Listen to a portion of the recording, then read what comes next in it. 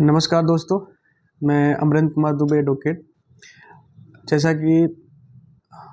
आप सबको पता है कि हम एमएसएमई के बारे में एमएसएमई के सारे जो लीगल एस्पेक्ट्स हैं उसमें बायर्स की क्या लायबिलिटीज़ होती है उसके बारे में हम लोग डिस्कस कर रहे हैं। आज हम एक नए टॉपिक के बारे में डिस्कस करेंगे कि आखिर में बायर की लायबिलिटी कब और कैसे अराइज होती है, किस टाइम पे बायर की लायबिलिटी हम बोलेंगे कि अब उसकी लायबिलिटी देनदारी की उसकी लायबिलिटी खड़ी हो गई है एक सेलर के अगेंस्ट। तो एमएसएमई एक्ट 2006 के अकॉर्डिंग उसमें सेक्शन 2B, जो सेक्शन 2B है उसमें ये डिफाइन किया गया है कि अपॉइंट डे, यानी कि अपॉइंट डे की बात करता है नंबर 1। नंबर 2 इसमें बात होता है कि डेट ऑफ एक्सेप्टेंस, यानी कि कब उसने एक्सेप्ट किया आपके गुड्स को। नंबर 3 इसमें बात होती है कि डीम्ड टू बी एक्सेप्टेंस, यानी कि आपके गुड्स को कब हमें मानेंगे कि उस चीज़ में उसका एक्सेप्ट हुआ है, उसके गुड्स को मतलब एक्सेप्ट किया गया कि। तो इसके सिस्टम को हम समझेंगे। तो सबसे पहले क्या होता है कि जैसे हम कैसे मानेंगे कि डेट ऑफ अपॉइंटमेंट क्या होता है, यानी कि डेट ऑफ अपॉइंटमेंट के बारे में हमको समझना है कि आखिर में इसका मतलब क्या होता है। तो अपॉइंटमेंट डे का मतलब ये होता है कि हम जब किसी बायर को हम कोई गुड्स सप्लाई करते हैं या किसी को हम कोई ऐसी सर्विस देते हैं, तो उस सर्विस देने के 15 दिन के बाद, यानी कि सपोज दैट मान लीजिए कि आज हमने कोई गुड सप्लाई किया है, तो जिस दिन हमने उसको गुड्स को सप्लाई कर दिया या हमने उसको सर्विस दे दिया और उसने उस सर्विस को मतलब एक्सेप्ट किया या गुड्स को उसने एक्सेप्ट किया, तो उस डेट से ही आपका डेट ऑफ अपॉइंट माना जाता है, यानी कि जिस दिन उसने उस गुड्स और सर्विस को एक्सेप्ट कर लिया। जो इसमें दो कैटेगरी होते हैं कि एक होता है कि अब आगे चल के अगर हम डिस्कस करते हैं, इसको बोलते हैं कि एक्सेप्टेंस डेट, यानी कि डेट ऑफ एक्सेप्टेंस कब माना जाएगा। तो मैं इसमें आपको बताना चाहूँगा कि जब कोई गुड्स हम सप्लाई करते हैं, सर्विस प्रोवाइड करते हैं, तो जिस दिन उसको डिलीवरी हो जाती है, जिस दिन उसको मिल जाता है या जिस दिन उसको सर्विस का फाइनल उसको क्लियरेंस मिल जाता है कि हाँ ठीक है इस सर्विस का वो बोलता है, तो उस दिन से ये माना जाता है कि हमने उस डेट ऑफ एक्सेप्टेंस माना जाता है। लेकिन इसमें एक कैटेगरी और है कि मान लीजिए कि आपने कोई गुड सप्लाई किया या कोई सर्विस प्रोवाइड किया, उस गुड्स और सर्विस में कोई डिफेक्ट है, कोई प्रॉब्लम है, कोई इशू है, तो जैसे आपने उसको गुड्स और सर्विस प्रोवाइड किया, जैसे उसको डिलीवरी हुई या जैसे उसको सर्विस के बारे में कंप्लीट उसको इन्फॉर्मेशन मिली, उसने आपको कोई यानी कि सेलर को या सर्विस प्रोवाइडर को उसने कोई ऑब्जेक्शन रेज किया कि जैसे कि आपके गुड्स में कोई प्रॉब्लम है, आपके गुड्स की क्वालिटी सही नहीं है या आपके सर्विस में कोई टेक्निकल इश्यूज हैं, इस तरीके की चीज़ें अगर वो रेज करता है। रेज कब करता है? ऐसा नहीं कि आज आपने उसको सर्विस प्रोवाइड किया और 1 महीने बाद वो रेज करता है, नहीं। जैसे हमने गुड और सर्विस उसको प्रोवाइड किया, विद इन 15 डेज के अंदर में उसको ऑब्जेक्शन रेज करना होगा या उसको उसके क्वालिटी या जो भी उसको प्रॉब्लम है गुड्स या सर्विस में उसको बताना होगा। और सपोज दैट मान लीजिए कि उसने आपको बता दिया 2 दिन के बाद, जिस दिन उसकी डिलीवरी हुई या जिस दिन आपने उसको सर्विस प्रोवाइड किया, उसके 2 दिन के बाद उसने आपको बता दिया कि हाँ ठीक है ये आपके गुड्स में ये प्रॉब्लम है। उसके बताने के बाद आपने 2 दिन और समय ले लिया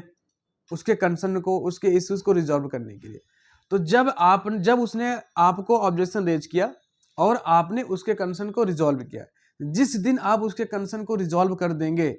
उस दिन से 15 डेज काउंट होगा, यानी कि उस दिन से फिर जो है डेट ऑफ डिलीवरी यहाँ पे या डेट ऑफ जो सर्विस आपने उनको प्रोवाइड किया है वो नहीं माना जाएगा। उस दिन से माना जाएगा जिस दिन से आपने उसके ऑब्जेक्शन को रिमूव किया हुआ। तो ये चीज आपको समझना है कि इसमें अगर ऑब्जेक्शन करते हैं तो जिस दिन ऑब्जेक्शन रिमूव करोगे उस दिन से काउंट होगा, ड्रीम जो एक्सेप्टेंस डेट माना जाएगा, एन अपॉइंट डेट माना जाएगा। यदि आप नहीं ऑब्जेक्शन रेज करता है तो जिस दिन उसको डिलीवरी सर्विस होती है, जिस दिन उसको गुड्स की डिलीवरी हो जाती है, उस डेट से उस समय से आपको माना जाएगा। ये तो हो गया आपका एक्सेप्टेंस डेट। अब मान लीजिए कि इसमें एक और टर्मिनोलॉजी है कि डीम्ड एक्सेप्टेंस, यानी कि कब ऐसा माना जाएगा कि ऑटोमेटिकली हाँ ठीक है उसने गुड एक्सेप्ट कर लिया। इसमें क्या सिस्टम है? इसमें सिस्टम है कि सपोज दैट हमने कोई गुड सप्लाई किया और गुड सप्लाई करने के बाद उसने ना तो कोई ऑब्जेक्शन रेज किया, ना तो उसने कोई इश्यूज रेज किया, ना तो उसकी तरफ से कोई तरीके कम्युनिकेशन नहीं हुआ। तो ऐसे कंडीशन में क्या होता है कि ये माना जाता है कि अगर आपको कोई प्रॉब्लम नहीं है, यानी कि बायर को कोई दिक्कत नहीं है, कोई प्रॉब्लम नहीं है, तो ऑटोमेटिकली जिस दिन से उसको सर्विस हमने प्रोवाइड किया या हमने उसको गुड्स की डिलीवरी की और उसके तरफ से कोई ऑब्जेक्शन नहीं है, तो ऐसा माना जाएगा कि हमने उसने हमारे सर्विस को एक्सेप्ट कर लिया है, हमारे गुड्स को एक्सेप्ट कर लिया और उसमें कोई ऐसा इशू नहीं है। तो ऐसे इसको बोलते हैं डीम्ड टू एक्सेप्टेंस, यानी कि ऐसा माना जाएगा कि उसने हमारे सर्विस को, उसने हमारे मतलब कि गुड्स को उसने एक्सेप्ट कर लिया है और उसमें ऐसी कोई दिक्कत नहीं है। अब इसमें क्या है कि अगर हम देखते हैं तो अब आते हैं कि डेट के लिए, जिसे हमने बात कर लिया कि एक्सेप्टेंस डेट क्या होता है, डीम्ड एक्सेप्टेंस क्या होता है। अब आता है कि हम कैसे मानेंगे, कब हम पैसे, बायर की लायबिलिटी कब खड़ी हो जाती है। तो जैसे मैंने आपको बोला कि जिस दिन हमने उसको सर्विस प्रोवाइड कर दिया उस दिन के बाद से उसका डीम्ड टू एक्सेप्टेंस माना जाता है। अब मान लीजिए कि इसमें 2-3 कंडीशंस होते हैं। कंडीशन नंबर ये होता है कि मान लीजिए कि मैं कोई बायर हूँ और एक कोई सेलर है, मुझे कोई गुड सप्लाई करता है और उस गुड सप्लाई करने की इनवाइस में उसने लिख दिया कि क्रेडिट पीरियड 60 डेज, कि मतलब कि हाँ ठीक है 60 डेज दिया हुआ है, लेकिन किसी ने इनवाइस रेज किया, उसमें ऐसा कोई डेट या कोई ऐसा टाइम नहीं मेंशन किया गया कि कब उसको क्रेडिट दिया गया या कोई कब से ड्यू माना जाएगा। तो उस कंडीशन में क्या होगा कि हमारे बायर जो सेलर होंगे कैसे डिसाइड करेंगे कि बायर के ऊपर अब लायबिलिटी खड़ी हो गई है। इसके समझने के लिए एक सिंपल है कि जैसे अगर सपोज मान लीजिए हमने कोई गुड सप्लाई किया, किसी को हमने कोई सर्विस प्रोवाइड किया और गुड सर्विस प्रोवाइड करने के अगर हमने कोई ऐसा टर्म एंड कंडीशन नहीं मेंशन किया गया कि आपको यानी कि बायर को वो पेमेंट कब देना है, तो ऐसे कंडीशन में क्या होगा कि उस बायर को 15 डेज के अंदर में उसको पेमेंट क्लियर करना होगा। ये तो 15 डेज के अंदर में यानी कि जो पीरियड है, अपॉइंटमेंट डे का जो पीरियड है, अगर वो उसके बीच में पेमेंट नहीं करता है तो आफ्टर 15 डेज ये माना जाएगा कि बायर के ऊपर लायबिलिटी ड्यू हो गई है। एक कंडीशन ये हो गया। दूसरा कंडीशन ये हो गया, उस कंडीशन में क्या है कि उसमें जो है इनवॉइस में कोई टाइम पीरियड हो गया कि 60 डेज का, 40 डेज का, जो भी इस तरीके का पीरियड है। तो जब भी इसका मतलब क्या है कि सेलर ने बायर को 60 डेज का टाइम दे रखा, क्रेडिट पीरियड दे रखा है। तो अगर कोई ऐसा रिटर्न है तो वो डेट पे अगर 60 डेज एक्सपायर हो जाता है तो उसका जो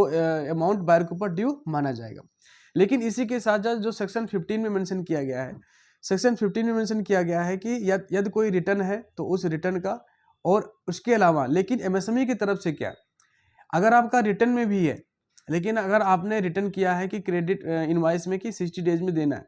उसके बावजूद में जो सेक्शन 15 ऑफ एमएसएमई एक्ट बोलता है कि 45 डेज, यानी कि जिस दिन से उसने हमारे गुड को एक्सेप्ट किया उस दिन से आफ्टर 45 डेज मतलब